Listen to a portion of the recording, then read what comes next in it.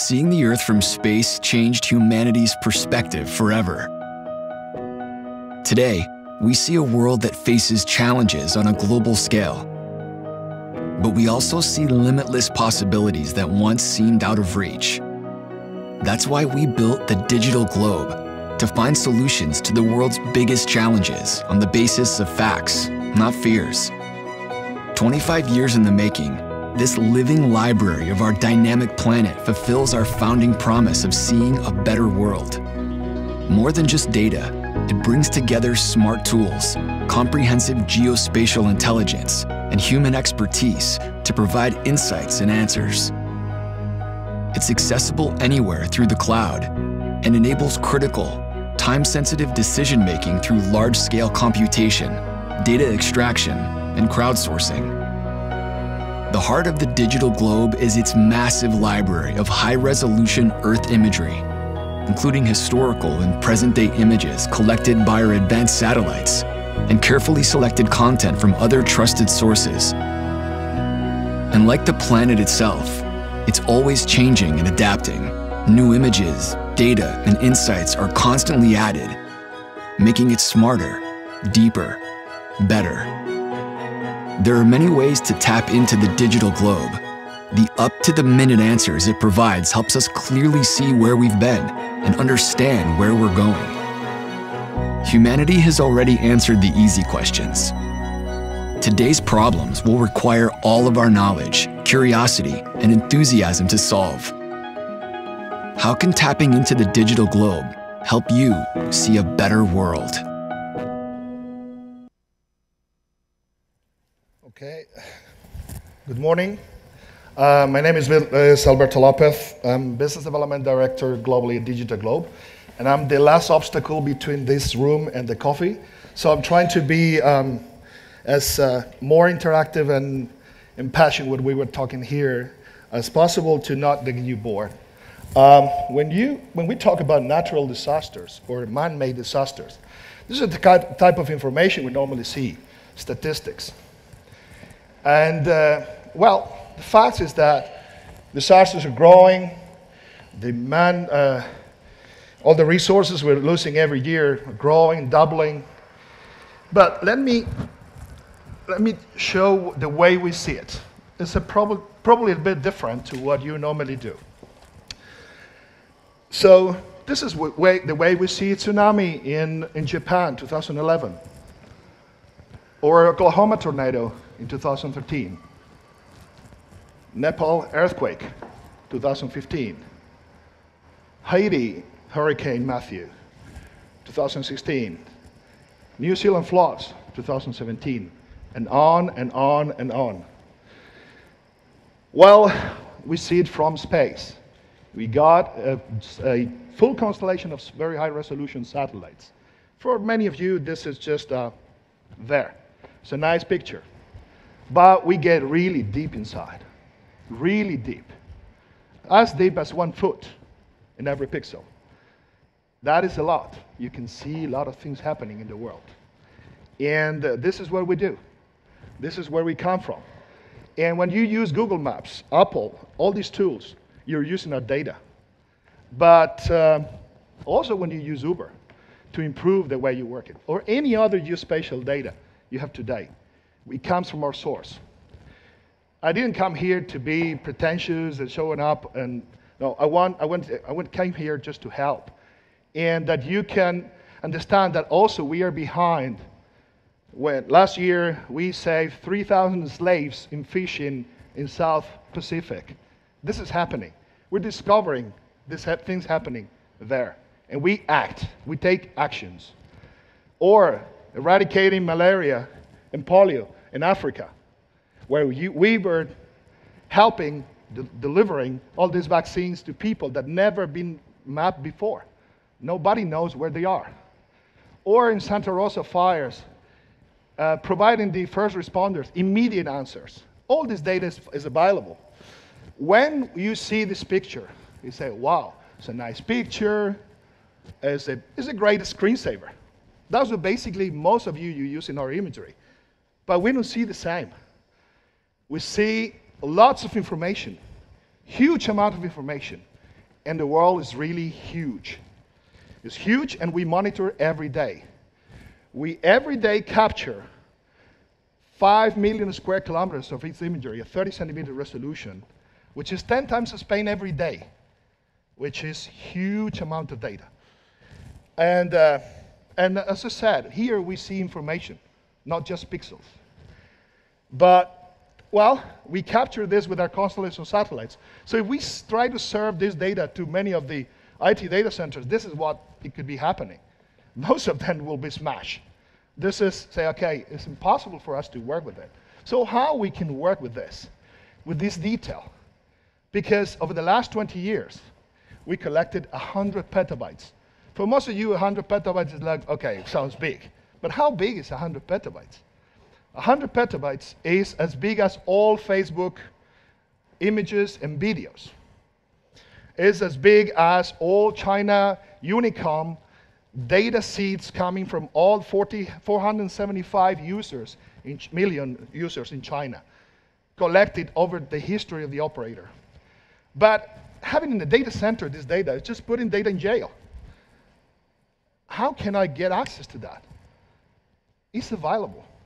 We made it available. And I'm going to tell you how. So when you have this image, beautiful image, and you see all these houses popped up, this is the project where we helped to eradicate malaria. We had to detect every single dwelling in all Africa. And then how we do it? If you try to do it with the traditional methods, which is a person's, even if you use many of the Chinese population, you have to take stripes imagery, so 16 kilometers wide by 100 kilometers long. But to do that in Africa, you don't need one image. You need thousands of images, tens of thousands of images. So if you have to search over this area just to get the dwellings in the whole world, it will take you, for a person with 80 terabytes a day, approximately 85 years to do it. And you will get blind because it's impossible for you to get there. So what we did, we put all this in a platform, in a geospatial big data platform, available for everybody, with tools like for the technical guys, like the Jupyter notebooks and all these kind of tools that the data analysts, they love, to extract from every single image all the information with computer vision, machine learning, deep learning techniques. That for many of you, it will sound like totally different language. So I'm going to try to go down with examples, and then you can see how we can help natural disasters and man-made crises to be solved. This is a recorded activity of our platform with more than 120,000 developers working the whole world accessing this data. But not just seeing beautiful maps, but the way you do at Google Maps, for example. This is doing analytics with all this data that is extracted with these tools. So this map is nice, but still okay. So how do you do it? How we can help that? So this is an image of Moore in Oklahoma. And over there in the image, you may see something strange with the color and the contrast. When we run computer vision, machine learning, deep learning algorithms, what we find is that all this change detection automatically. And well, machines are not perfect, getting better, so we need to teach them. So we use our crowdsourcing community with 8 million people all over the world, which is taking the false positives and negatives and teaching the machine to be better. So when you have 8 million ball eyes, things get learning very fast, very fast. So we turn an image like that is a great screensaver, into actionable information that tells you how much money has been destroyed in the Moore tornado that happened in Oklahoma within 24 hours. This is the kind of things that we can do. So all of you remained with Malaysian Airlines aircraft disappeared. When that happened, we put our satellites in action, and we capture more than 2 million square kilometers in the region, and we put this into the community for them to find the debris. This is some statistics about how many people was using over the 14 days. We tagged 14 million debris, over 2 million square kilometers. This is the map, so more than 775 million maps views. That's a huge amount of data. But help us to, within 14 days, give data to the Australian government that it end up in what all you heard in the news, right? So that's, putting data in action. Last year, we had a huge challenge. Probably this is a small island in the Pacific. It's only 7.6 million square kilometers. The problem they have is that it's too big, and it's only 24 million population, it's half of Spain. And they have fires every year. So, well, it's interesting to see what happened after the fire. But it's better to know what is the risk and how much money you can lose before that. So what we did, we created a full inventory of every house, every tree, every pool, every solar panel, the whole country, full inventory in 3D, that we monitor every year, all the changes, year on year. It keeps this inventory to know what can happen when a fire happens in the middle of Australia. Because fires over there, there's not just when you get, a fire in some of our old Europe, countries. They're really wild. And this is normally how we can do it. And we go to Indonesia, that what happens over there every year. The way we help is that, well, this is what you can see from a beautiful satellite image. So it's basically smoke. If you do some analytics with the infrared, you can see some, rests. But this is what we see. 3 square meters, pixels, where you see where the fire is active behind the smoke, or through the smoke. Because we have short-wave infrared bands in the satellites that many of you don't know what is it, and you don't care, but you want to know where you have to send the first responders immediately to save lives. Because this is the main thing that we have. So how we've been unlocking and analyzing this. In 2011, we all have in the memory what happened in Fukushima, Japan. It was a terrible disaster. By then, over 2-3 weeks, we were monitoring every day what was happening and seeing how the different reactors of the Fukushima power station, the nuclear station, were exploding one by one. And we were sending reports, and reports are nice, but it's not actionable information that could be taken in order to immediately take actions. Still, it was a big help. We were able to analyze the debris, analyze what was destroyed, all the containers, but it was too late. We were really very, very sad with what happened. And we said, we need to do something. We have all this data, but this data is getting dust in our archive. And people then don't have access to that. So we need to do this, put in action. So all these are really very sad images, but this is what we were seeing every day, capturing that. So what we did is just we processed the whole Japan, the whole data. So in 3 hours, we were able to make, what was the changes happening in Japan. This is actionable information. This is something that you can combine, as Kira said before, with the data from the mobile operators, just to put things in action. Because this is the fusion of the data, is when you can really get answers and get actionable information. So you can create a full understanding complex environmental landscape and be prepared for that, what can happen. And this is we're doing globally, the whole globe, every single inch of the globe. So we work with the same technology in the same way everywhere. So I'm going to give you a few samples of how this has been taking action. So this is an example of flood. What you have there is what is happening day by day, automatically extracted, and knowing the damage, and knowing, and also you could be prevented that before happening. So when you are able, as like we do, to generate a full 3D model of the Earth at 50 centimeter resolution, you can do analysis on predictive, how the flood could be, because we also know the type of soil. We also have historical data to see what happened before in the area. So we can get even to the level of the property data damage within hours. And this is what we want you to use. I'm put some examples where we've been helping. And this is not the data that only the US government has. This is available for all of you. It's just a question to put the right business model to work together, and we are doing that. We're doing that with everyone.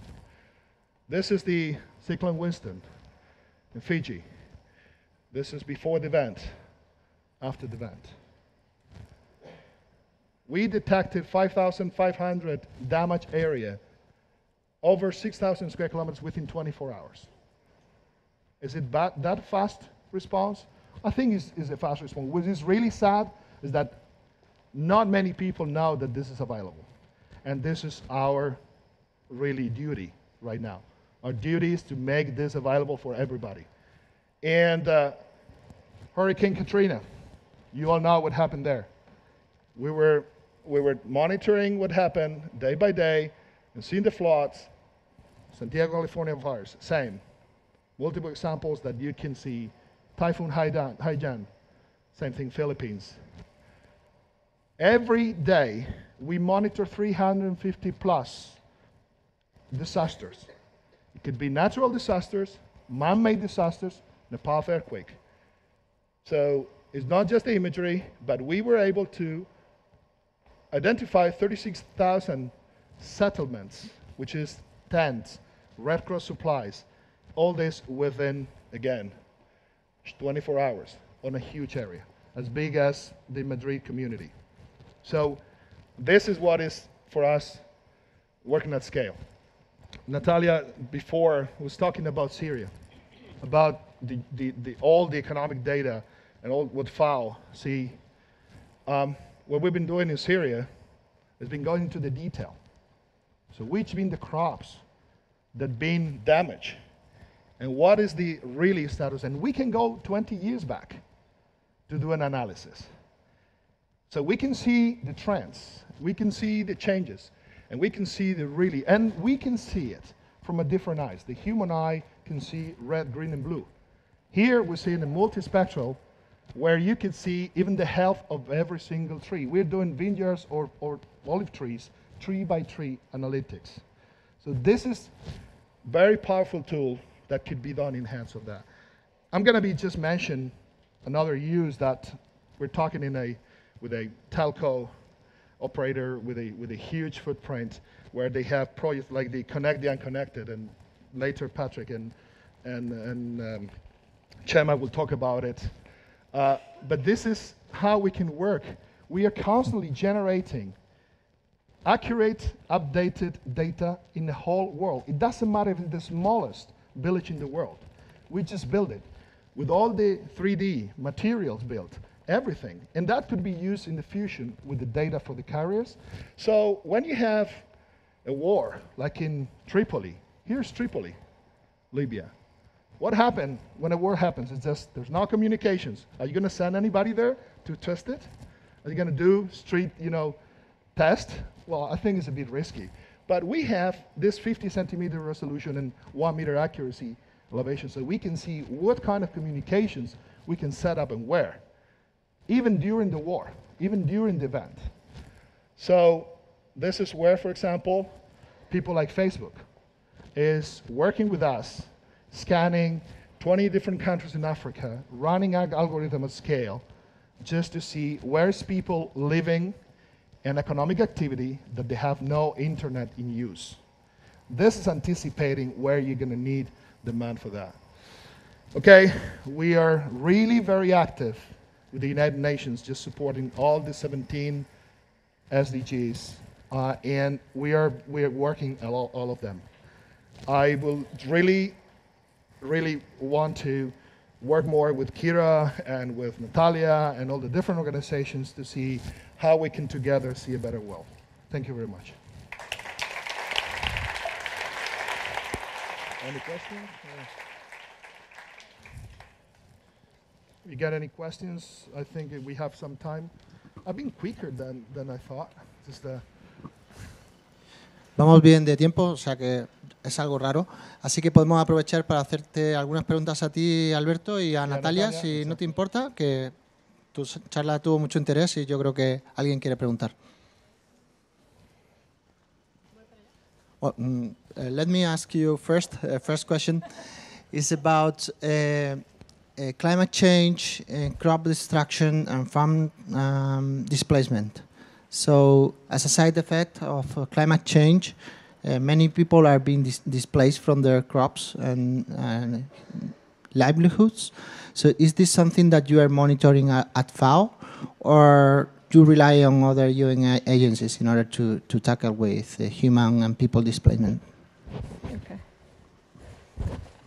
Respondo ahí como. Yes, so the issue of migration in general, both economic and forced displacement, has become a big priority for work in the last years. This year's State of the Food and Agriculture is going to feature on migration. There's a lot of work in partnership with the World Bank around the effects of climate change in displacement, but most importantly from our perspective, what to do to prevent that. So we see migration as a choice, as something that is inevitable in terms of agricultural development and rural development, but as a choice, it's something that people are willing to do because they want a better life and they want to diversify their incomes. Now, when it's more of a forced process, we want to find ways of addressing that, distress. So in terms of monitoring data, there's some information that we do, but mostly we rely on other partners to do it. What we do is identify the policy solutions to address the causes, the drivers, and also the ways to help migrants in the process to have a transitory safe migration.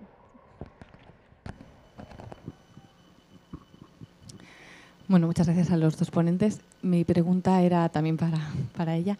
Quería saber, bueno, se ha hablado mucho del impacto del cambio climático en desastres naturales, ¿no? Pero en realidad sabemos... Ah, ok. No, pero ella habla español perfectamente. Sí, no lo hago en inglés, pero bien, en realidad el cambio climático lo que tiene también son impactos físicos paulatinos, ¿no? Que es la temperatura sobre todo y la pluviometría. Entonces, bueno, ¿hasta qué punto se han trazado como los diferentes escenarios climáticos, los diferentes escenarios, el más optimista de los 2 grados y los siguientes van a impactar, o sea, el riesgo en la agricultura y la silvicultura? Y también, qué diferentes estrategias desde el punto de vista de la agricultura se están planteando, si hay desde el punto de vista un trabajo por la FAO en este sentido. Ok, te puedo dar una charla de 2 horas. Yo creo que el informe de Damage and Loss trata de ver el impacto al corto plazo, pero sobre todo el impacto progresivo que se da negativo en muchas de las... sorry, I have to change things. In a lot of the livelihoods that mainly are the main source of income of small-scale farmers. So yes, in terms of the analysis, it's looked at short-term as well as long-term. I think the analysis started from the 1960s until this year and trying to see the changes. In terms of response, different divisions of FAO are trying to understand it, but also try to define preventive measures to address that in terms of new technologies, in terms of climate-smart agriculture, in terms of new ways of rehabilitating the infrastructure that has been damaged, the rural infrastructure that have been managed, but also trying to find ways to enhance the capacity of seeds and crops to be much more climate resistant. So there's a lot of work around climate-resistant seeds, climate-resistant crops, how to better enhance the capacity of livestock to, be protected in the event of crisis. So it's a big part of the work of FAO around that. I don't know if that's what you were asking. Sorry. So, what do you think Telefónica and the agreement you have nowadays with us could help to continue with this issue, which is huge? Yeah, of course, particularly around the accuracy of the assessment, because I think that's one of the gaps that we saw, that the data is dead, and we're trying to use particularly those that are provided us by some of the partners that we have, and mainly government sources, but we still, I think, are lacking in terms of timeliness and accuracy of that data. And I think using, innovative technologies to not just look at surveys like numbers, but as digital imagery, for example, to understand what are the different patterns around it and the possible solutions for it. So yes, I think that's definitely a key part of that work.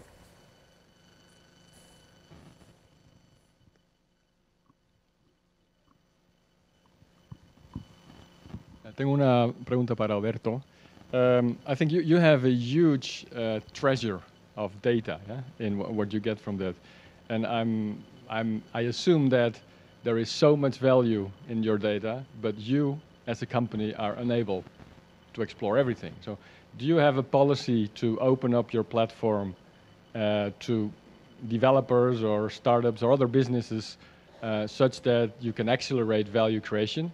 I think apart from having your answer, I think that's a dilemma that many companies are struggling with, because everybody knows there's lots of value in data, but this data is also a differential value that gives you your existence, your reason to exist. It's your commercial value. So how to deal with, on the one hand, something that you created, you invested, and you want to reap the benefits. On the other hand, you know there is so much value you can't reach. So how do you deal with that? Is there a community around your platform? Right. Yeah, I mentioned that we have already 120,000 developers working with it. It's never enough, when you have to do all this kind of, aims.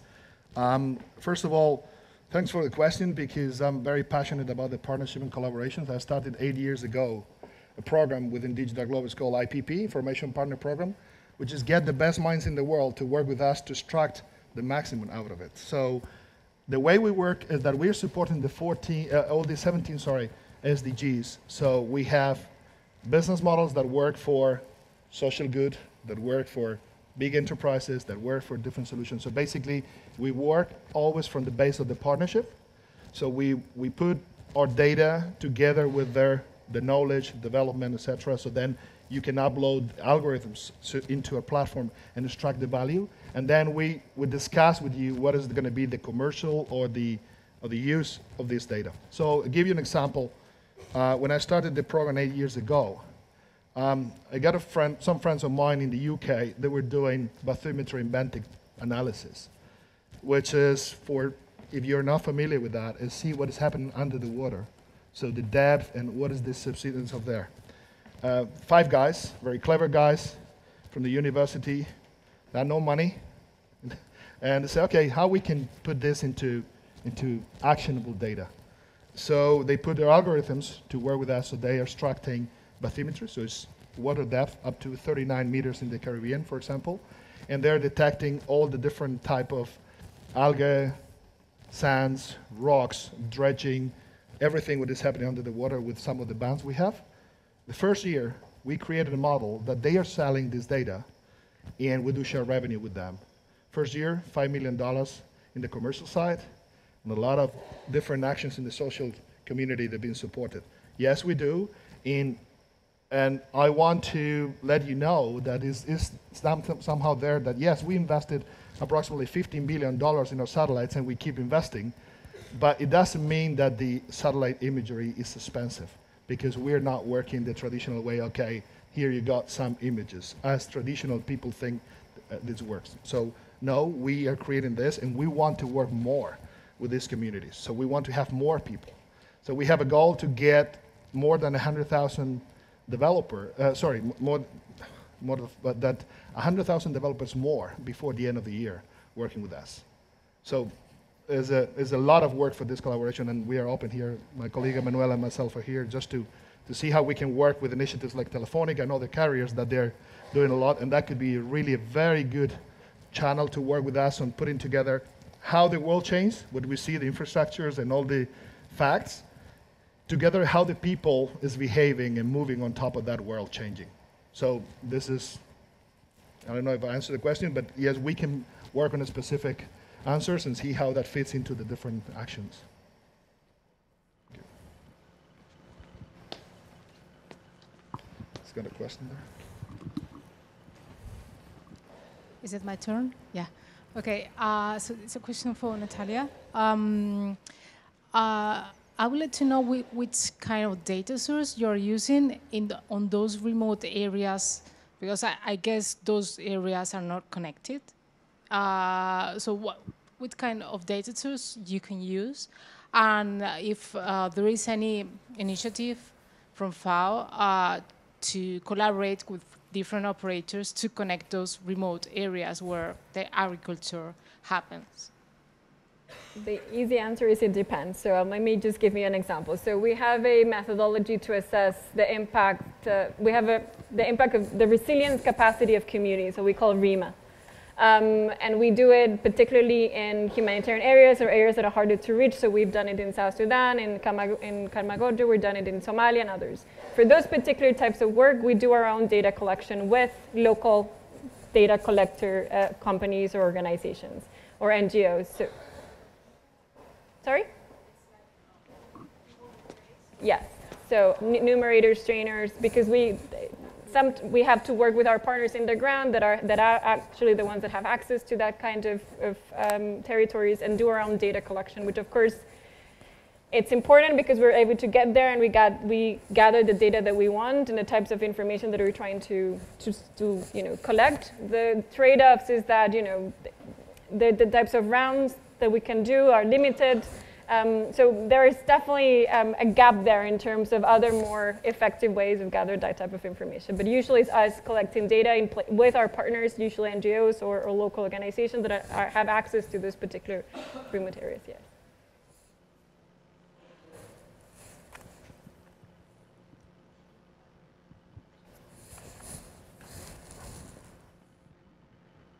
Thanks. Hi, my question is for Digital Globe.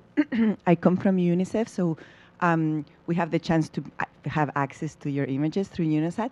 I was wondering what's the strategy on all of the machine learning pieces, the algorithms as well? Are you going to be opening some of those algorithms? Are you working with universities to be able to share that knowledge and make it accessible as well for United Nations? As I said before to Richard, from inception, when we built the platform GBDX, we got different type of algorithms that we develop our own, that we open for everybody, so they're available there. All our algorithms are available there, so anybody can use it. And then we generated also for the third parties.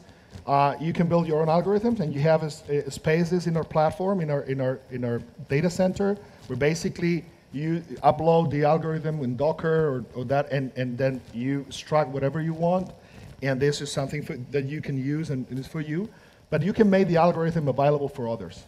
So it depends. Some companies can use it for themselves because they decide, okay, this is my core business, and I want to keep this.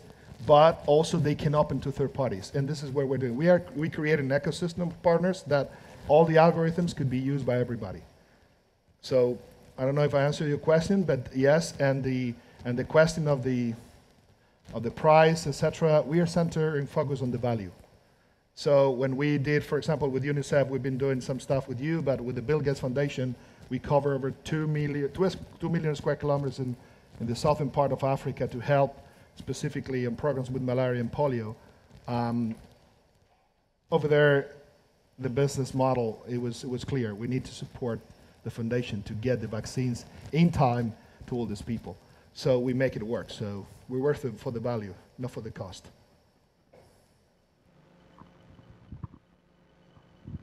And which are the lines you are going more on predictive, on try to anticipate with algorithms and with deep learning or machine learning or AI? Yeah, some of the things that we discover over the years is that especially insurance companies and companies in that field, they've been working with models. And models are great, and they've been working, but you need to adjust them. And you need to have empiric data to be able to do it.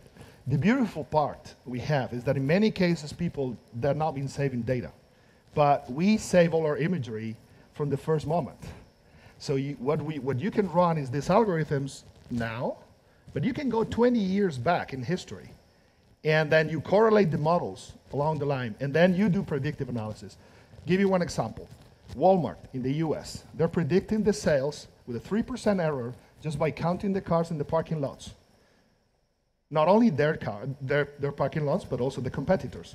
Why? Because they are just created a model with prediction, and they went back 20 years back in history. This is the beauty of having that repository. So this is what I said, okay, we don't want this to get dust. We want it to get used. And to give you an idea, 95% of that data has never been seen by anybody. because they're not mobilized. So the question is just, okay, let's put the machines to work. And also, why we build the platform is that to move 100 petabytes, it will take a while, huh? If you have to move it. So basically, it's much better to upload the algorithms, extract the information you want, and then you exploit it wherever you need to exploit it. Over there? Who's got a question here? Is a mic over there?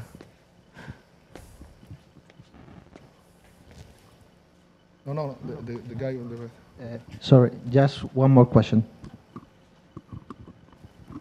En español si quieres, ¿eh? Okay. O sea, no hay ningún problema. Lo digo porque a lo mejor... No, how we can be sure that all this information we can be used against us, for example, in political levels? That's a very good question. Many times we have the question that we are providing our data to the US government, European Union, Russian government, Chinese government. We certify the quality of the data, the accuracy, and that we don't transform and we don't modify that, and that's certified. If we would do that, we will lose our license. And we're not going to jeopardize the whole business for that. So when people are asking, okay, who you give the data first? The US government, the Chinese government? It's very simple. We're public listed, the one who pays more. It's simple. If it's humanitarian reasons, that's a different story. Then it's a different motivation. But yeah, we certify. So we have imagery which is 30 centimeter resolution, better than 3 meter accuracy with no ground control points, and that's certified in the whole world. This is what we do. And that we need a community of developers to work with us, because we are not the best minds for all these activities. This is why we want people to work with us. Thank you. Thank you very much.